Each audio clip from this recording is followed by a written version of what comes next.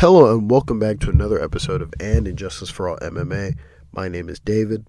And this episode is for UFC Fight Night, Dariush versus Tsarukyan. This is another late addition to Injustice For All. I promise next week I'll be back on time officially. If the mic sounds like it's way too close to my face, it's because I'm sitting on the ground. My room is discombobulated. I'm sick at the moment. I finally finished the card. Let's get started. Alright, first thing is first. What an amazing card. It was a beautiful card from start to finish. Now, if you're fans of a lot of these fighters, it's a sad card for you. But overall, just from an entertainment standpoint, from the prelims to the main event, incredible, just awesome. I was entertained. I was pissed. Like, this card is like if I had a rating system, just like they do in wrestling, right? The Goofy Star system or whatever the fuck they do in wrestling. This is like an 8 to 9 out of 10. And a beautiful card. Just, it had me pumped. It had me hype. I'm going to go through the whole thing. And emotions were all over the place. But let's start with the first thing. Right? When I started off this card, I started it off with Hardy versus Horth. Okay? First fight of the night, Hardy versus Horth. And you start off the night looking at how beautiful Veronica Hardy is. And as you're watching the fight, you realize that in the middle of me watching this fight, I could smell something. Now I can't smell anything right now because my nose is stuffed, but I could smell something that I've seen many times. Okay? And what it is optics. Now, they mentioned optics one time in this card, and I forgot which fight it was. I think they mentioned it during, I want to say it was maybe the V Figueiredo fight, or no. Or maybe it was the Guida Silva fight. I think they mentioned optics one time during that fight. But they didn't mention, I don't believe they mentioned it in Hardy versus Horth. And here's my explanation. This fight is a robbery. Okay, it's a standard robbery. This happens every so often. It's getting out of control where essentially the judges, two of them specifically, take a round off and pretend they don't know how to score because of movement. And as I was watching this, fuck it. At the end, when they gave me the final scorecard, it's stuff like this that makes me not want to watch the sport. And I know what you're thinking. You're thinking, David, it's Hardy versus Horth. No one gives a fuck. No one cares. It's not like this is Chandler versus Poirier or Chandler versus Gaethje or Chandler versus Oliveira. Like, no one cares. But I care. I care because I watch all the fight nights. And specifically round 2. A round like round 2 would have been scored correctly if this were in the Apex. It would have been scored correctly if this were in any other place. But for some reason, and I'll get to the scorecards in a second. For some reason, we have Goofy Dan Hardy, who should be banned. Okay? He should be banned from the UFC. Because, and I'm joking, obviously, but he should be banned in the sense that the entire fight he's politicking. Now, every cornerman politics in the sense of, oh, he landed that shot, or he they're upselling strikes from their fighter.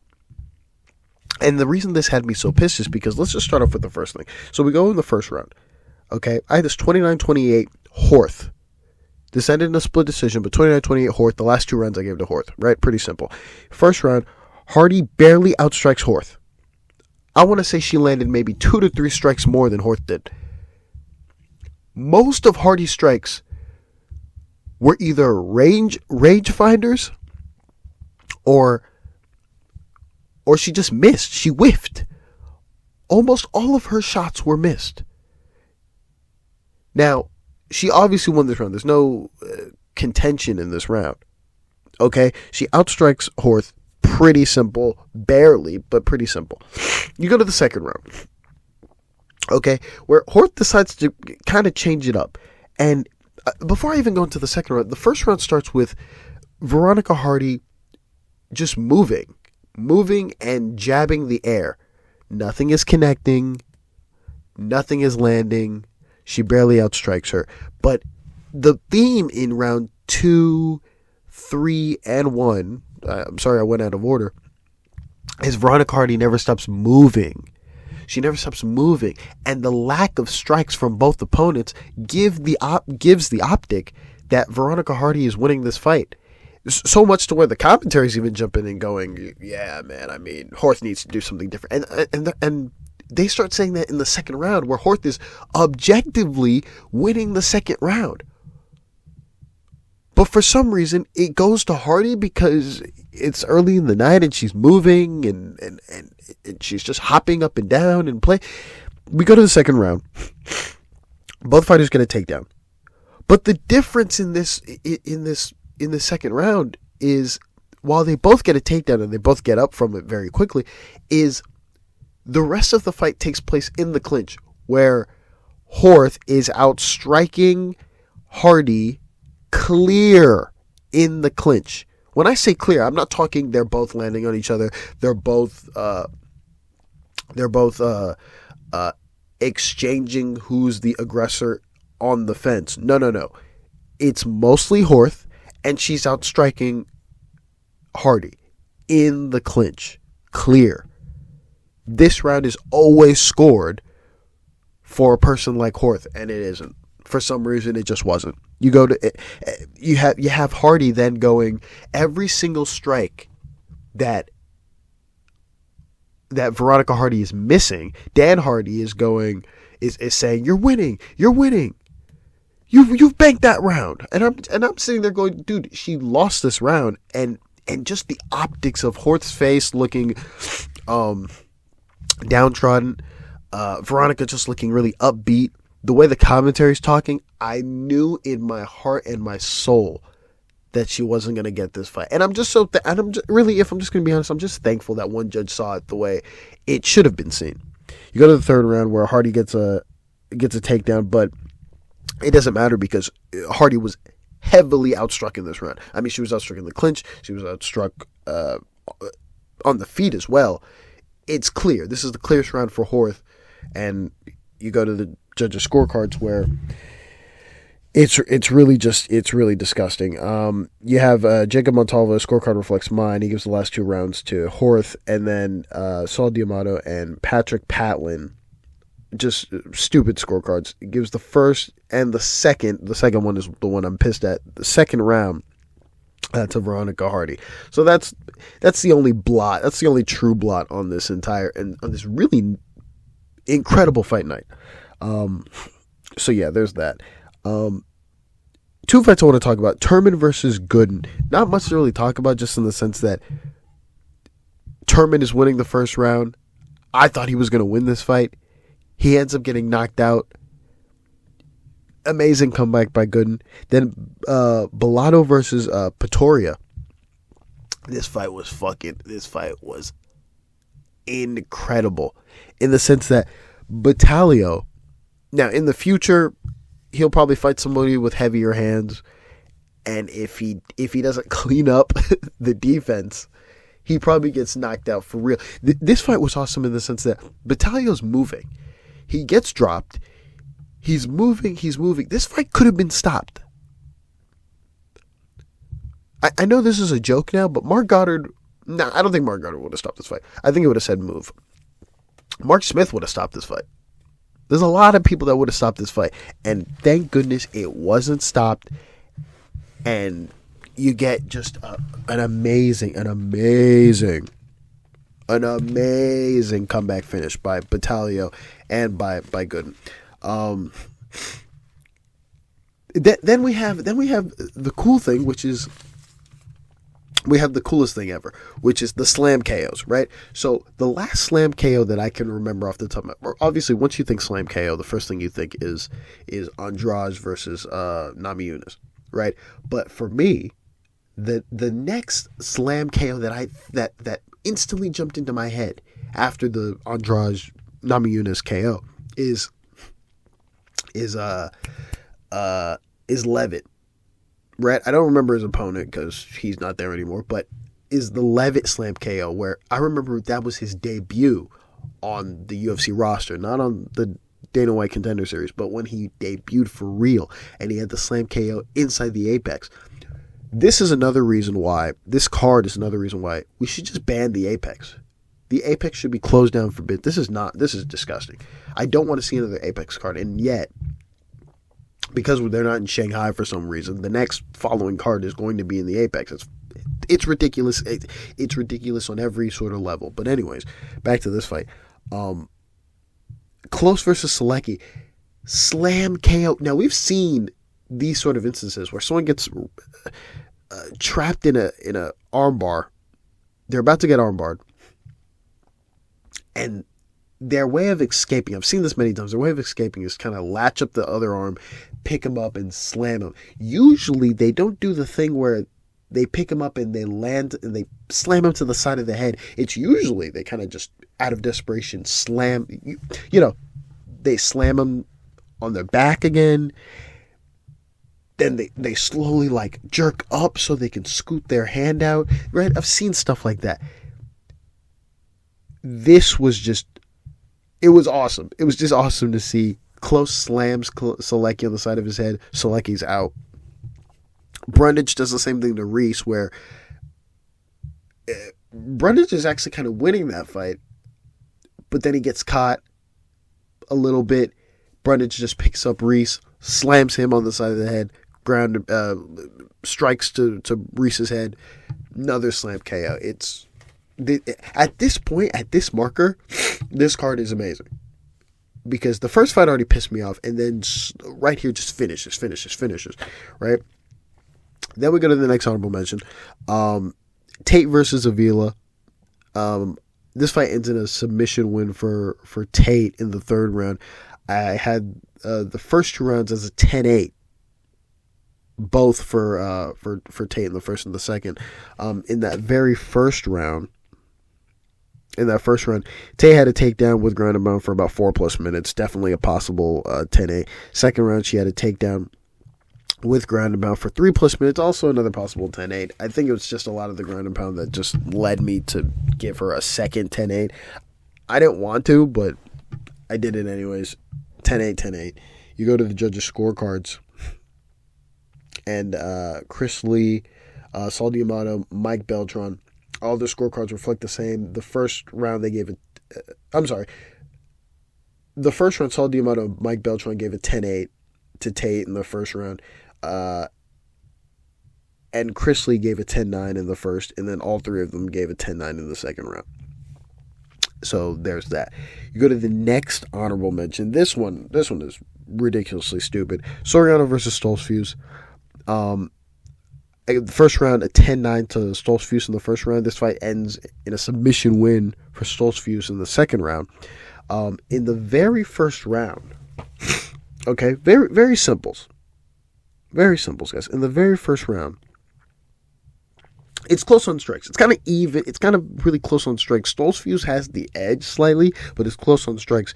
And then at the very... the edge goes to him also because he has a takedown, by the way.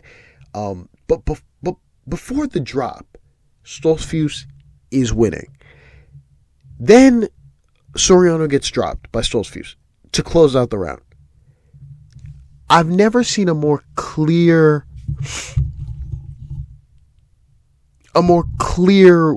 winner of a round. I mean, we have, but it's obvious. Stoltzfus won this round. If you didn't know before the drop, after the drop, he's winning the round. Okay? And then, hear me out. You look at the judges' scorecards and you start to scratch your head and you wonder, what the fuck is going on? Okay, Gino Garcia has a 10-9 for Stoltzfus, Patrick Patlin has a 10-9 for Stoltzfus. And they have Mike Beltran wants to be different. He wants to be cute. He gives a 10-9 to Soriano. Honorable mention to Mike Beltran. It's either he slipped and his pencil, he slipped and he was trying to write a 10 on the correct scorecard, or he just didn't know what was going on. He didn't know what was going on. He should have probably reffed the Jalen Turner Bobby Green fight. That he would have been definitely needed in that fight. He would have been needed 100% in that fight instead of Kerry Hatley. But instead we had him judging instead. It makes so much sense. We go to the next honorable mention, and it's Guida versus Silva. I was scared for a second, for optical reasons, that they were going to give Guida this fight. Next honorable mention, Guida versus Silva. The crowd's yelling USA. Just the way the fight's going and the here and there, I'm just like, oh my God, they're gonna rob Silva. They don't. Thank goodness they don't. I had it 29-28 for Silva first round. In the third round, I put a close mark on the second round. I'll explain why I put a close mark on the second round, but I still give the second round to Guida. In that very first round, Guida had like a flash knockdown. Okay, he gets like a flash knockdown where he knocks down Silva, but Silva gets up like instantly. It's one of those Colby knockdowns. You know, when Colby got knocked down, he kind of just popped back up. It's crazy. But he's outstruck badly by Silva. Guida is. Guida gets rocked, and then he gets outstruck pretty much the rest of the round.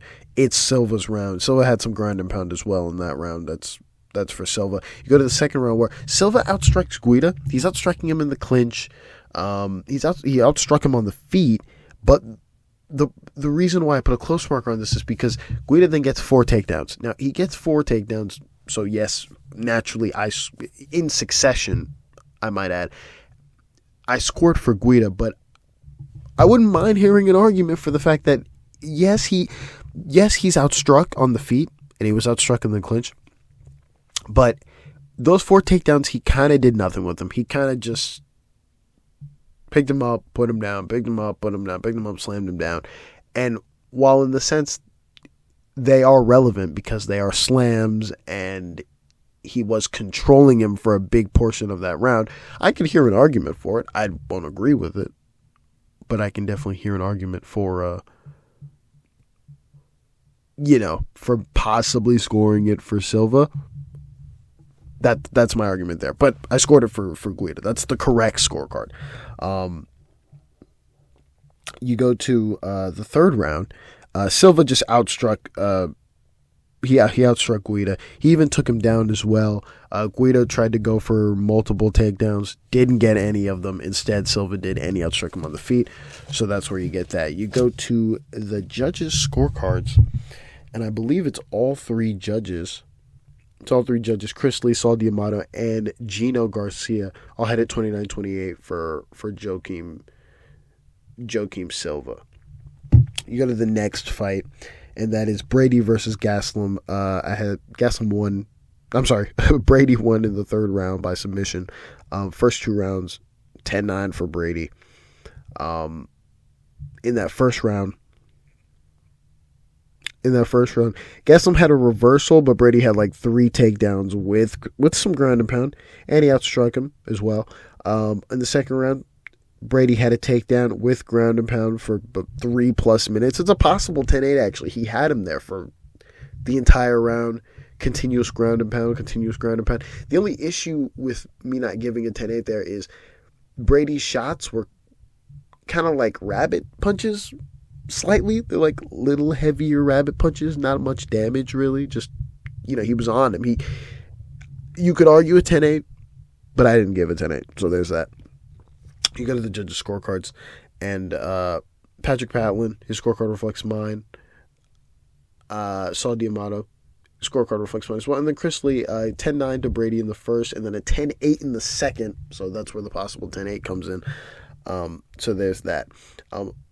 Interesting commentary on this fight in the sense that, Brady gets up, he wins, and he's shushing the crowd, and he's, the commentary is like, man, people really say he sucks. I don't think anyone thought Sean Brady sucks. I don't think anyone was, even after the Bilal Muhammad fight, was like, he sucks. There is some interesting qualities about Sean Brady in the sense that, yes, he got knocked out by Bilal Muhammad, so that's important. I don't think we should really overvalue this fight, given that Gastelum is a short middleweight coming down to welterweight, and he got wrestle fucked by Sean Brady. Okay, we shouldn't take this into account. We shouldn't really care. And then the second thing is, in a 5-rounder against Michael Chiesa, who he dominated for, I think, 4 rounds or 3, I'd have to remember. I mean, if I remember, was it? I'd have to remember. I'd have to look it up. I don't know if it's 3-rounder or 5-rounder. He gassed out against Michael Chiesa, is my point. He gassed out against Chiesa. And that's an issue.